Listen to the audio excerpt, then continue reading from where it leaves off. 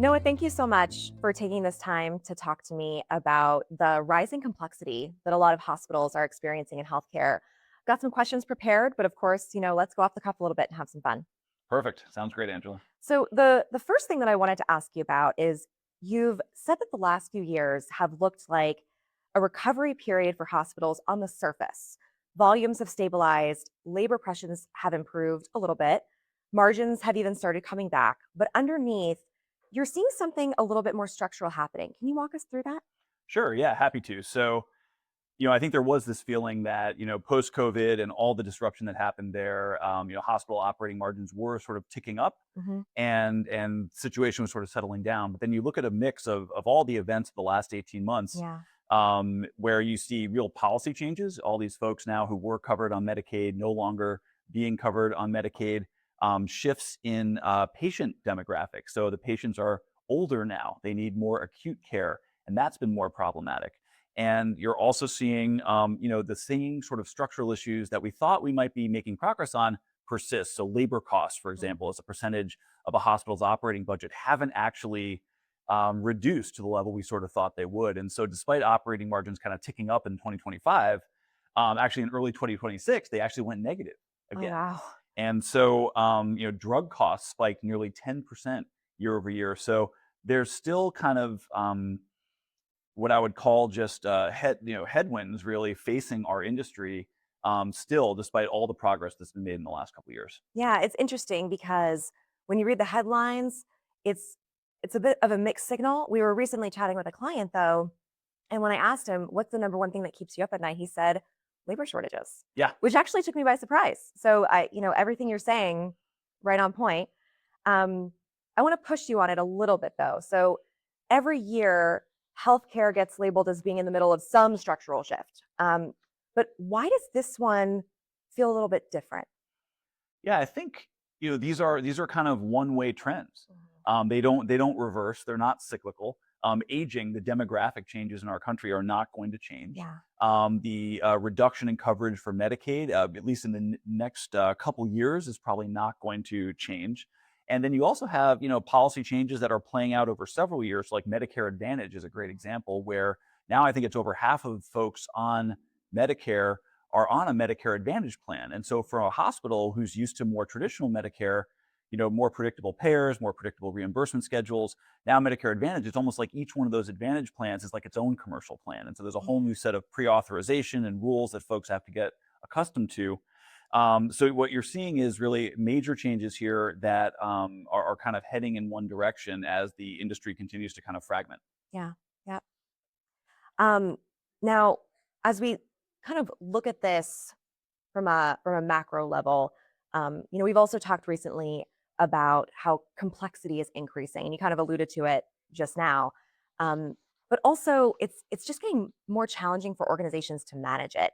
Why does that distinction matter operationally? That the complexity is just getting harder to tackle.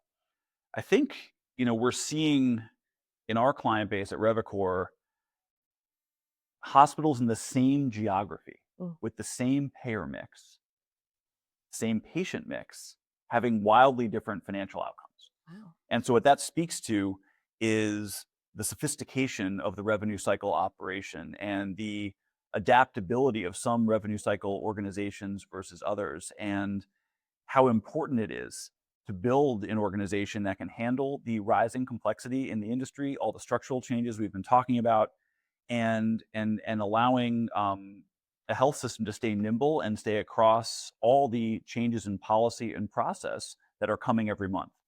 And I think what's interesting is that you do see such dispersions in performance Yeah. in organizations that really should be performing much more similarly than they are. That's interesting. The fact that it's such a disparity, even in the same geography, the same patient mix. I wouldn't have expected that. But yeah, to your point, operationally, you have to have the right governance and structure in place to get it done well. Yep.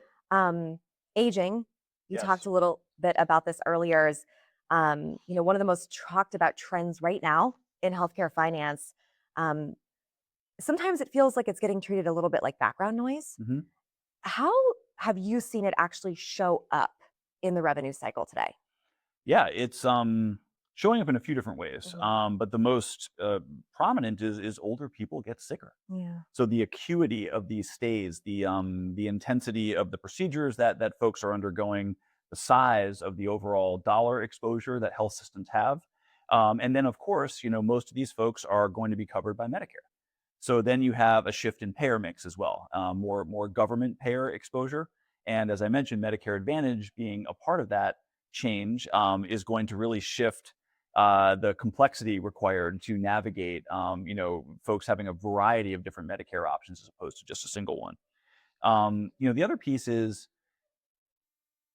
the predictability in some ways Mhm. goes down because the variety of complications that can happen at that age, are wider. And so overall, what we're seeing is health systems really having to adapt and really re-engineer their patient experience for these demographic shifts. Wow. So when you think about the impact on revenue cycle, it's going all the way up the value chain. Yeah. That's incredible. Now, one of the things that you also alluded to, and I want to double click on it, is that payer mix is shifting hmm again.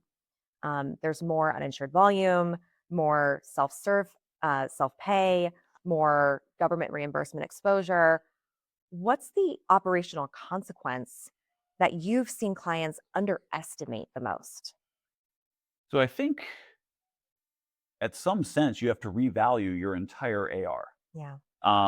As payer mix shifts, as reimbursement rates largely are going down, as denial rates generally go up, it's not that clients are necessarily missing it at a micro level. I think they're noticing trends in individual payers, but sort of taking that step back and saying, hey, for every $100 we bill, our overall collections rate is going to be that much lower Mm. because of all these changes. I think that's an important piece here for sure. Yeah. And then, there's real structural changes behind that too. So as 25 million people lose Medicaid coverage, the amount of patient pay or self-pay Mhm. that has to be factored in by the hospital. So you have to really think about the patient financial experience and how you engineer that and what your stance is from a kind of a reputational risk perspective, from a operational perspective on how much of that patient obligation you're going to try to collect, Mhm. versus potentially write off. And I think that's what you're seeing kind of play out across all these different health systems. Yeah, completely changes the forecast. For sure. For sure. Wow. Okay.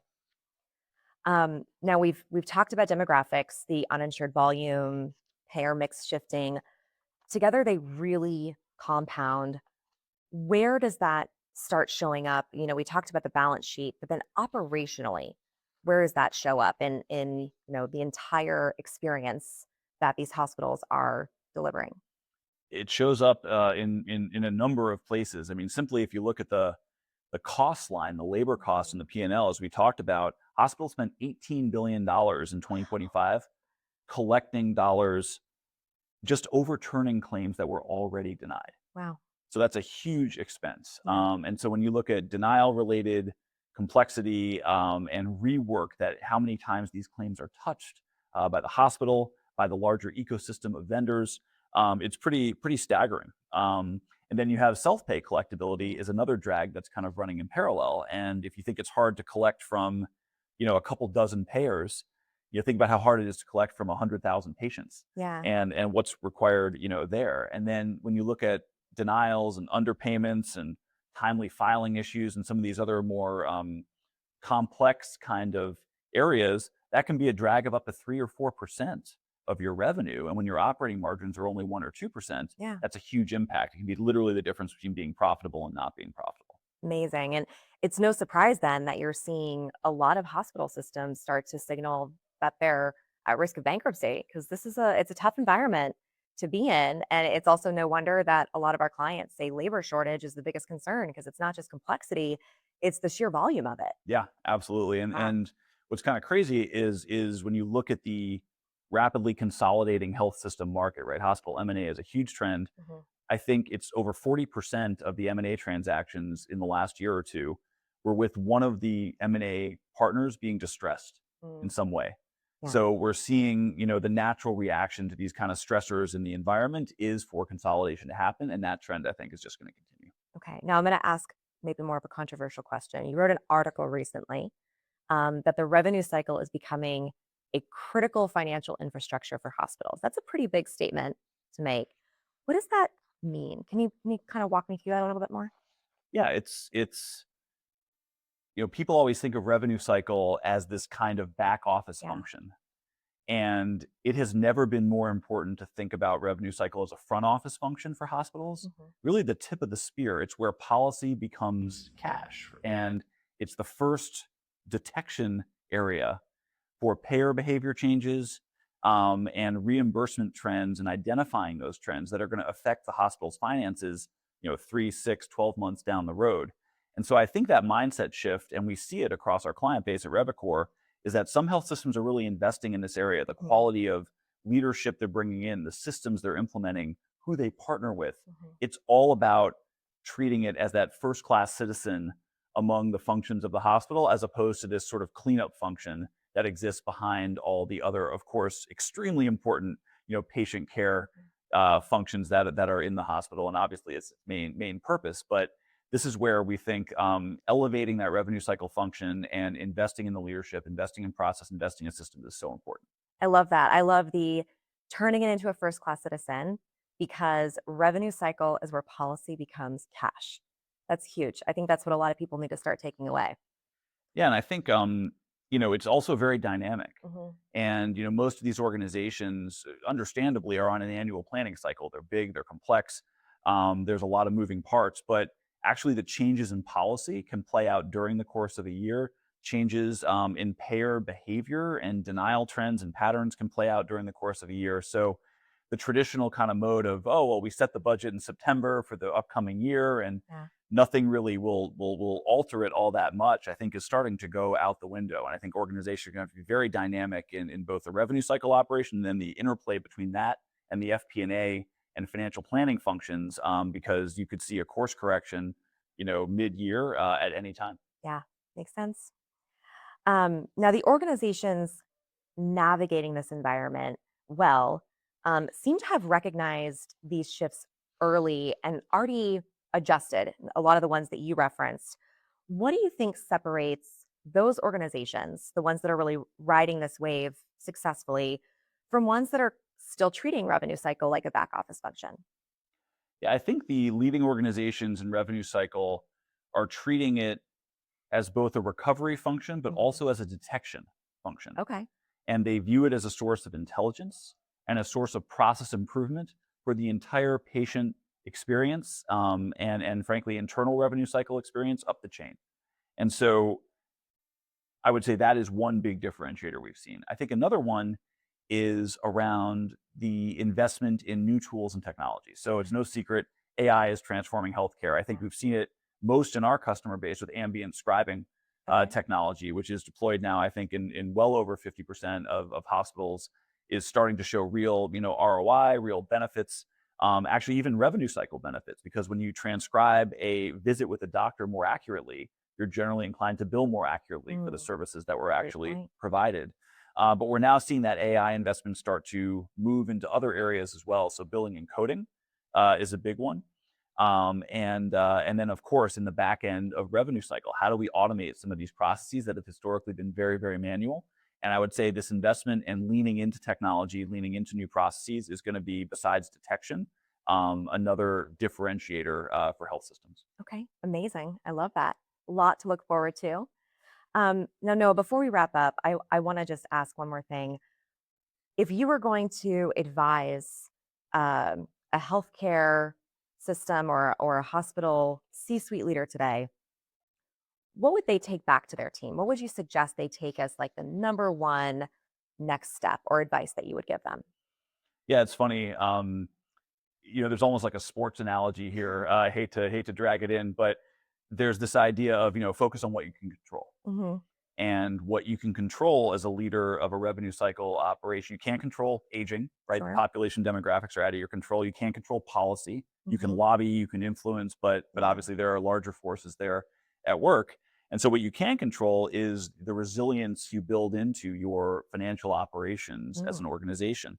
And so as we mentioned, detection is a big part of that. You can detect trends earlier, you can act on them, you can apply back pressure to other parts of the health system to improve service, improve pre-authorization, improve billing and coding, so you actually don't wind up with denied claims or underpaid claims. And that's a lot of the work we do with our clients, is actually helping educate and detect trends alongside them, to help them improve their operations. So, I think if you think you're good at that, try harder and continue to invest in that capability, because it really does pay for itself over and over again.